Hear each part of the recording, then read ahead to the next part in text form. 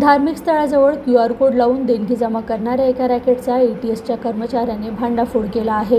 पोलिसांनी या प्रकरणात एका आरोपी विरोधात गुन्हा दाखल केला आहे। धार्मिक संस्थेच्या नावाखाली खासगी खात्यात पैसे वळविले जात होते। आरोपीच्या खात्यात वेगवेगळ्या ठिकाणाहून 65 लाखांहून अधिक रक्कम आली आहे। या प्रकरणी कपिलनगर पोलीस ठाण्यात गुन्हा दाखल करण्यात आला असून या पैशाचा उपयोग देशविघातक कामासाठी होत आहे का याचा तपास सुरू आहे। मोहम्मद एजाज अन्सारी, मोहम्मद मुस्तकीन अन्सारी, नारी रोड, कामगार नगर असे आरोपीचे नाव आहे। तो जेरे-अहतमाम दारुल उलूम गौसिया इंतेजामिया या संस्थेचा सदस्य आहे। संबंधित संस्था नोंदणीकृत आहे। आरोपीने संस्थेच्या नावाने QR कोड बनविले होते व ते विविध ठिकाणी लावले होते। संबंधित बॅनरवर एका निर्माणाधीन इमारतीचे चित्र देखील होते। या कोडच्या माध्यमातून जास्तीत जास्त प्रमाणात देणगी करण्याचे आवाहन करण्यात आले होते। ATSच्या नागपूर युनिटमधील एका कर्मचाऱ्याला शंका आली व त्याने 50 रुपये QR कोड स्कॅन करून पाठविले। संबंधित रक्कम ही संस्थेच्या खात्यावर जमा न होता स्टार कॉम्प्युटर सोल्युशनच्या खात्यावर जमा झाली। संबंधित कंपनी ही आरोपीची आहे। संबंधित बँक खात्याची तपासणी केली असता त्यात मागील 2 वर्षात 68,59,000 रुपये हे विविध संस्था व वेगवेगळ्या खात्यातून जमा झाल्याचे दिसून आले। हा गैरप्रकार समोर आल्यावर संबंधित कर्मचाऱ्याने कपिलनगर पोलीस ठाण्यात तक्रार केली।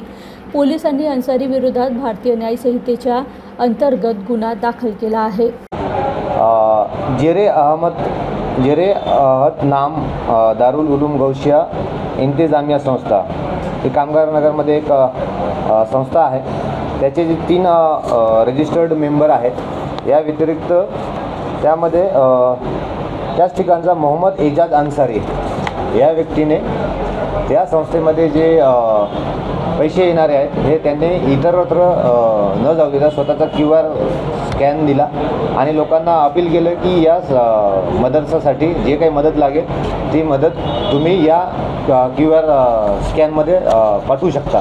आणि सदरचे QR स्कॅन हे त्या संस्थेचे नसून त्याचे पर्सनल आहे आणि यामध्ये जवळपास मागच्या 2 वर्षापासून त्याच्या स्वतःच्या आर्थिक फायद्यासाठी त्याने जवळपास 68,59,000 या एवढी अमाऊंट त्या खात्यामध्ये त्या QR खात्यामध्ये आलेली आहे।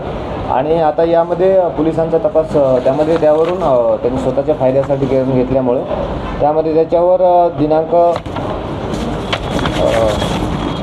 14ला नवीन कायदा BNS कलम 314, 316 आणि 318 अन्वये गुन्हा दाखल करण्यात आलेला आहे।